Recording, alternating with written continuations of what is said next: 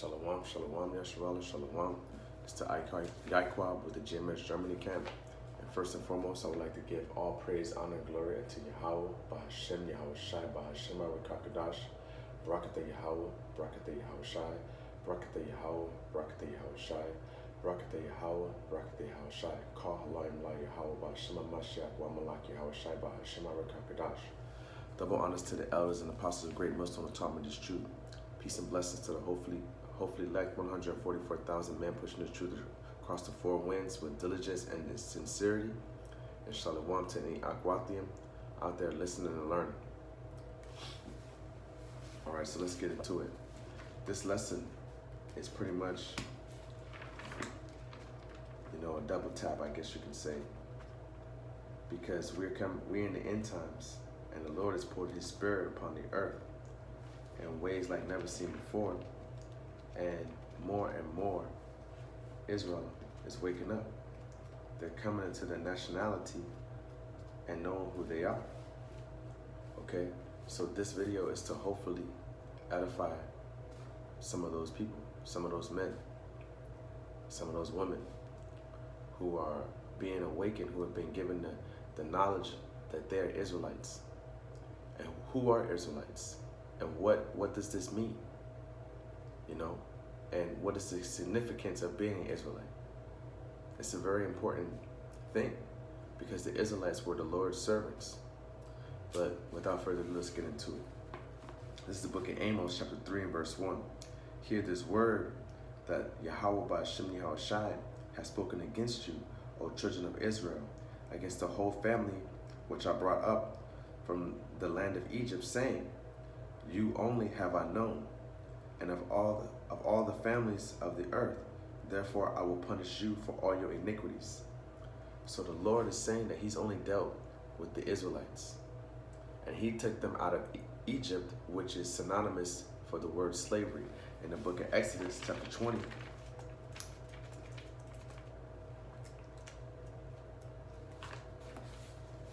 verse 2, I am Yahweh Ba'Shem Yahweh Shai, thy power, which have brought thee out of the land of Egypt, out of the house of bondage.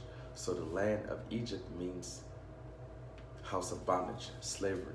So the Lord has only dealt with these nation of people because he said it in Amos 3, you only have I known of all the families of the earth. And we know that there are 18 nations on the earth today, 18 nations of people on the earth today. And He's only dealt with one nation of people. But the world tells us that God loves everyone. And that's not true. He only loves Israel.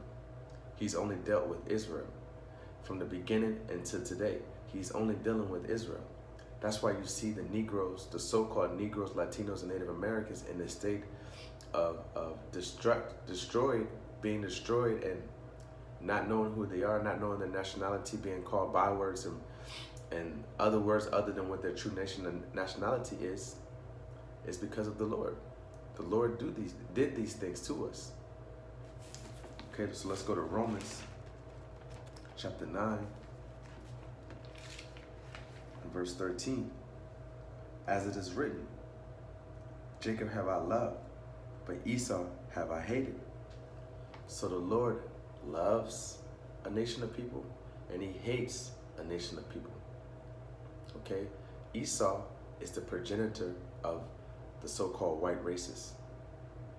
He is the physical embodiment of everything wicked.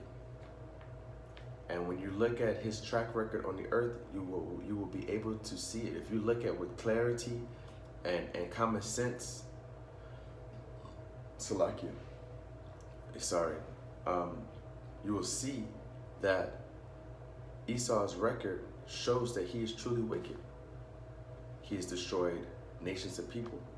He has taken nations of people into captivity. He has destroyed the animals. He has destroyed the food. He has destroyed the water. He has destroyed the whole earth since he's come into power. The whole earth is in a state of disarray at the hands of the white man. So-called white man. because his true biblical nationality is a Hebrew Edomite, red Hebrew Edomite. And this is what we should address them as, red Hebrew Edomites, or an Edomite, a Hebrew Edomite. Now here in Deutschland, a lot of Edomites know who they are. And a lot of these races, this nationality of people, know that they come from the Ashkenazi. And the Ashkenaz are the sons of Gomer. Okay, but they are also a nation that is hated by the Lord. They'll try to get around saying, I'm not an Edomite, I'm an Ashkenaz. But the Lord hates Ashkenaz also, the son of Gomer, and he hates Gomer. Okay? Let's go to Exodus chapter 19, verse 5. Now therefore, if ye will obey my voice indeed, and keep my covenant, then ye shall be a peculiar treasure unto me above all people, for all the earth is mine. So let's look up that word peculiar. I'm gonna drop that right there. Let's look up that word peculiar, because Elder Gabar, he has taught us that you have to look into the meaning of words to get the full understanding of what the Lord is trying to say. And Elder Malcolm, he has taught me also that the older the books, the more validity of the words, and the less revisions that have been made, because they were telling the truth back then, you know. And Esau, it's hard for Esau to tell the truth, but they were putting the information out without prejudice, not prejudice, but without deceitfulness in a certain time, you know. And over time, as Elder Malcolm has told us, that they created a thing called Newspeak, which means they changed the meaning of words. Okay, so this is a simplified dictionary, encyclopedia edition. It's from the 1920s. And let's look at the word peculiar. Oh, I got it off of eBay for about 25 bucks. You gotta look hard, and you gotta be, you know, you gotta take a little time, and you'll find it. You'll find books that were made in the 1900s, and it'll tell you truth in there. There is a lot of meat in these books, and a lot of bones also, just like Elder Malcolm has said. But you got to have eyes to see, you know, and the Lord got to be dealing with you to give you what you're asking for. All right, so peculiar, it means it comes from a Latin word peculiaris, of property, procured cattle. One's own, not owned in common. Verse 2, not like anything else, distinctive, individual, strange, peculiarity. You see? So the Lord is saying that he would have made us a peculiar treasure, his own, his special treasure unto himself, if we would have just hearkened and kept his commandments. But we didn't do those things. We didn't do those. Let's go to a precept. This is Deuteronomy 29:29.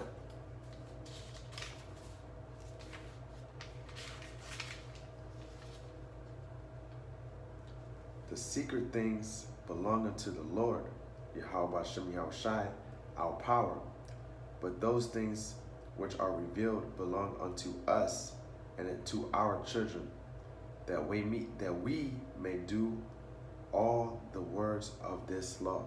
So the secret things of these scriptures belong unto a certain people.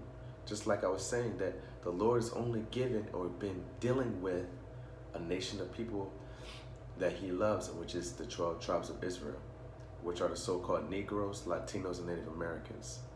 Okay, let's keep going.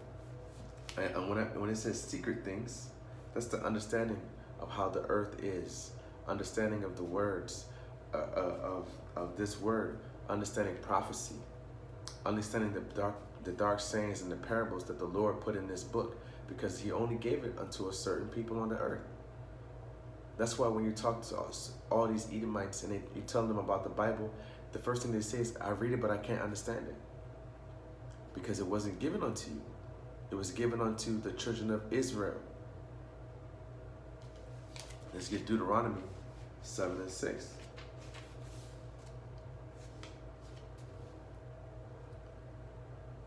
For thou art an holy people unto the Lord thy power, Yahweh Bashim Yahushai. The Lord thy power, Yahweh Bashim Yahushai, have chosen thee to be a special people unto himself, above all people that are upon the face of the earth. You see? So he has chosen a specific people to be above all nations of the earth. And how is it that they are on the bottom? Because he destroyed them. Because we didn't hearken unto the word when Moses took us out of slavery, like we read in the book of Exodus, chapter 20, verse 2, that we didn't hearken unto the word. He took us out of slavery, and he's only been dealing with us.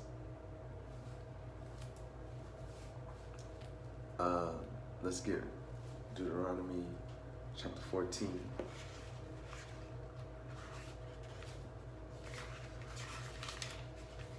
And verse 2. For thou art an holy people unto Yahweh Bashim Yahushai, thy power, and the Lord have chosen thee to be a peculiar people unto himself above all the nations that are upon the face of the earth. See, there's that word again, peculiar, special, his, individually, not owned by anyone else. Okay? So he chose the nation of Israel to be peculiar unto himself, to be his. But we turned our backs against him. Let's get Deuteronomy 26 and 17. Thou hast avouched the Lord this day to be thy power. Let's look up the word avouched.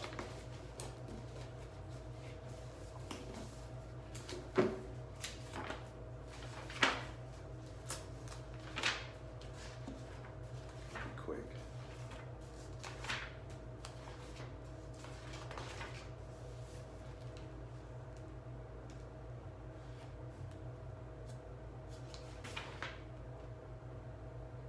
Avouch. To avow or acknowledge openly, to maintain it, declare positivity. So, to affirm, to acknowledge openly.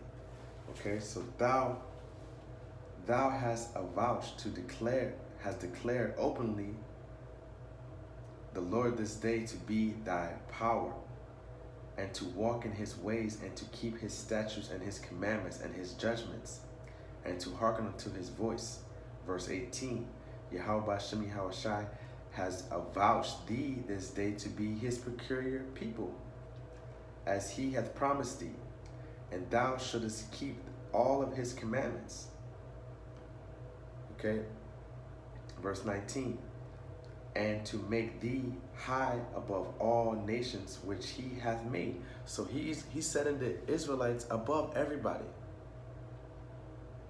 But let the world tell you that we're all equal.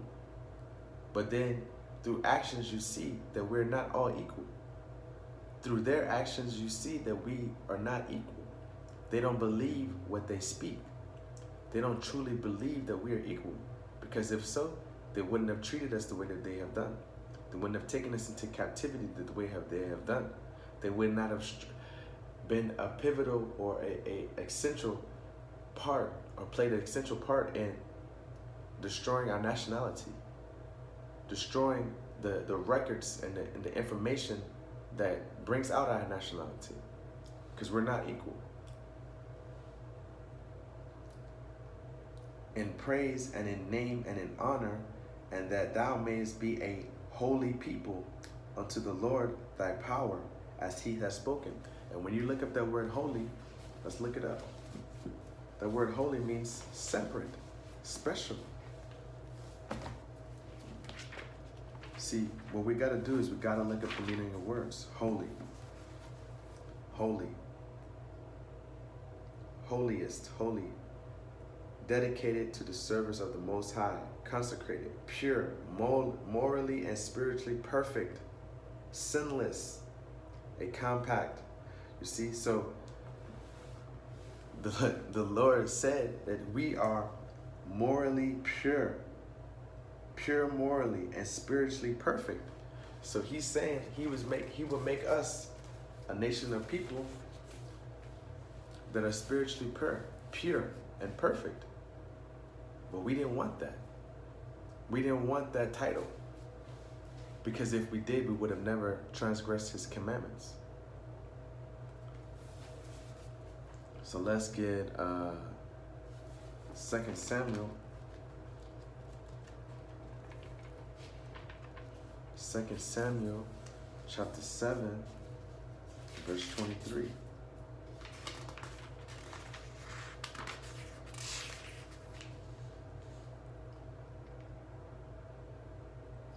Second Samuel verse 23 to 24. And what nation in the earth is like thy people, even like Yasharallah Israel, whom the Most High went to redeem for a people to himself, and to make him a name, and to do for you great things and terrible for thy land before thy people, which thou redeemedest to thee from Egypt, from bondage, from slavery, from the nations and their gods. You see, he redeemed us from all of these nations and their gods, because they have their gods that they believe in. They have gods like Buddha, Molech, and those Greek mythology gods, god of thunder, Zeus and Poseidon and all those things. He redeemed us from those gods, but we rebelled against him. We rebelled against what he said. Verse 24, for thou hast confirmed to thyself thy people Israel to be like unto thee forever. To be a people, Salaki, to be a people unto thee forever. And thou, Yahweh B'Shem Yahushai, are become their power. The word God, when you see it, it can mean the Most High or power. All right? God is just a title. It's not a name. It's just a title.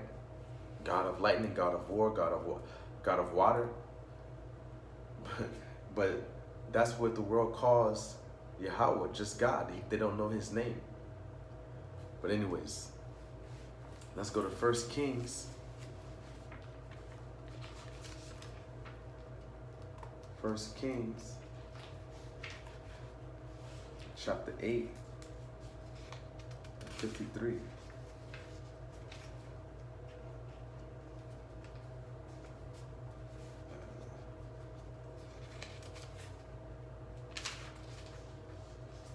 For thou didst separate them from among all the people of the earth, to be thine inheritance, as thou spakest by the hand of Moses, thy servant, when thou broughtest our fathers out of Egypt, the house of bondage, O Yahweh B'Shem Yahushai, our power, the Most High. You see, so the Lord did separate us from the other nations. And how did he separate us? He called us to do the work of the Lord, of him, to be in service of him, to push this word through the whole world, to make the world live in righteousness under us through this word. And we didn't take it. Let's go to 1 Chronicles 17.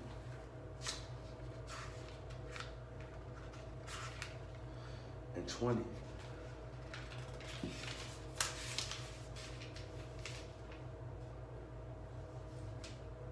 O Yahweh, Yahweh B'Shem Yahushai, there is none like thee, neither is there any power besides thee, according to all that we have heard with our ears.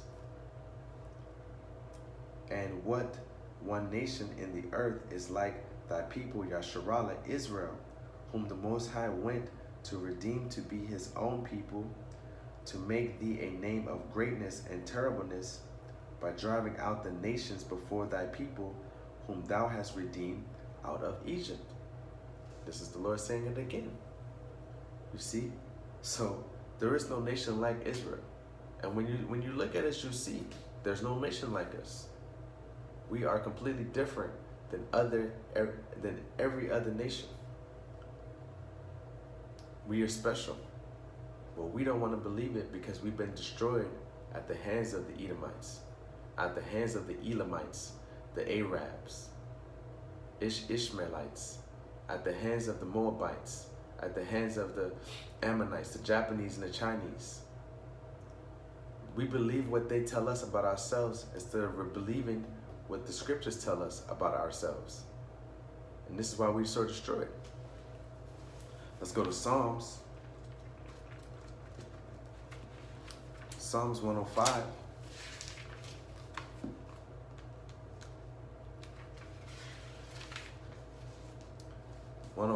and 8. He hath remembered his covenant forever, the word which he commanded to 1,000 generations. Verse 9, which covenant he made with Abraham and his oath unto Isaac. Verse 10, and confirmed the same unto Jacob for a law, and to Israel for an everlasting covenant. Verse 11, saying unto thee, I will give the land of Canaan, the lot of your inheritance. The land of Canaan is Israel. Verse 12, when they were but a few men in number, yea, very few, and strangers in it. Verse 13, when they went from one nation to another, from one kingdom to another, he suffered no man to do them wrong. Yea, he reproved kings for their sakes. Verse 15, saying, touch not mine anointed, and do my prophets no harm. Anointed. Let's look at that word anointed. Because the Lord is telling us we are special. We are above these heathen nations, but we don't want it. We want to listen to what everybody else tells us what we are.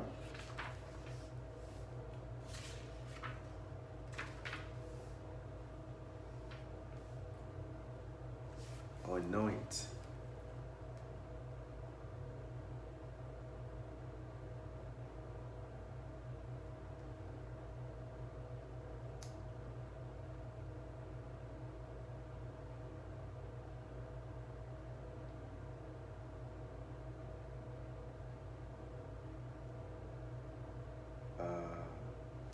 Let's just make sure I find it.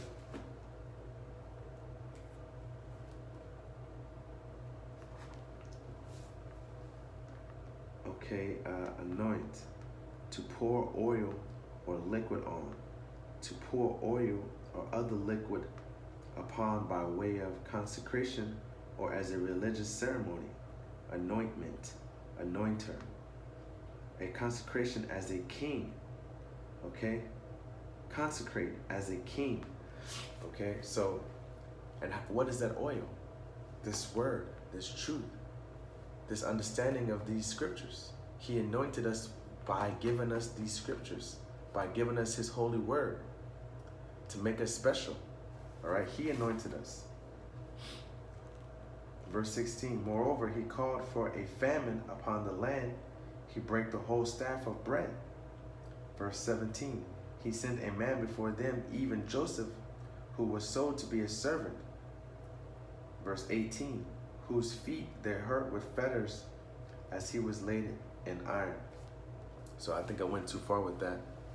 But I was supposed to go to just 15, but the Lord made me go through that. But what I'm saying is the Lord anointed the children of Israel. He made them to be special. He gave them the job, a duty of preaching this word, to be service unto him. This is our number one job in this life. Psalms 135 and verse 4. For the Lord has chosen Jacob unto himself, and Israel for his peculiar treasure. You see? So Israel is the Lord's, and it is his peculiar treasure. We already gave you a definition of what peculiar means. So just to show you that the Lord is still only dealing with one nation of people. Let's go to Isaiah chapter 43 and 1.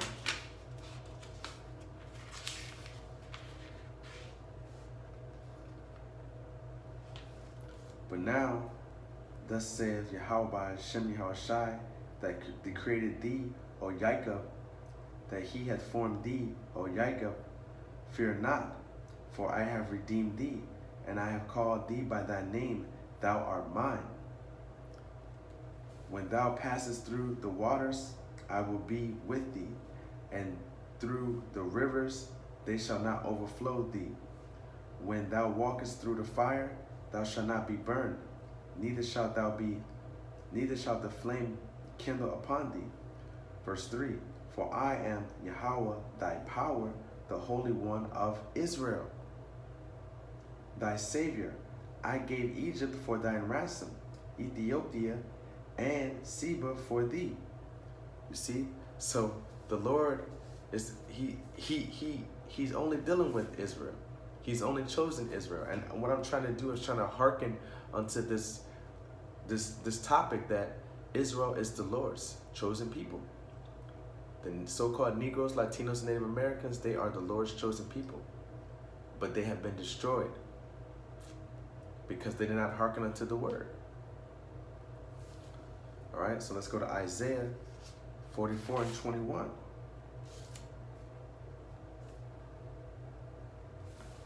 Remember these, O Jacob and Israel, for thou art my servant. I have formed thee. Thou art my servant, O Yasharallah. Thou shalt not be forgotten of me. You see? So our job was to be service unto the Lord. But we did not accept that job. We wanted to follow after these heathen nations. So the Lord destroyed us because of these things. We wanted to profane the Lord's Sabbath. We wanted to eat swine's flesh. We wanted to worship idols, which every God is, except for Yahweh Shem Yahushai, the one true God of the world, who's the one power of the nation of Israel. Okay, so let's go to Joel, the book of Joel.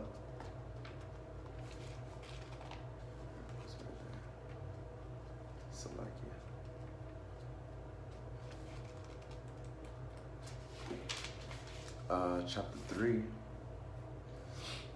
and verse 1.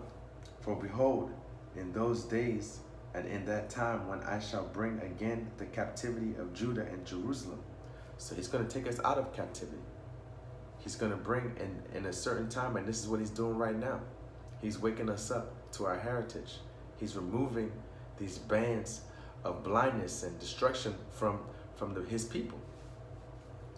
I will also gather all the nations and will bring them down into the valley of Jehoshaphat, and will plead with them there for my people and for my heritage, Yasharallah, Israel, whom they have scattered among the nations and parted my land. So the nations, they have scattered us through all nations. They shipped us across the four winds, across the four corners of the world through slavery. And then took our homeland, which is the land of the Lord, and parted it between themselves, which is Israel. And they parted it up and gave it to each other. You see? So, in verse 3, they have cast lots for my people, and have given a boy for an harlot, and sold a girl for wine, that they might drink. You see? And that's what they did during the slavery time. They did these things. All right. So, with that, I want to give all praise, honor, and glory unto Yahweh, Bahashem, Yahushai, Bahashem, Kakadash. Double honors to the elders and apostles of Great Millstone who taught us this truth. Peace and blessings to the hopefully elect, the 144,000 men pushing the truth and diligence and sincerity across the four winds. Shalom to any Aquathium out there listening and learning in diligence and silence. Yahweh Ratazah, this was edifying. Until next time, Shalom.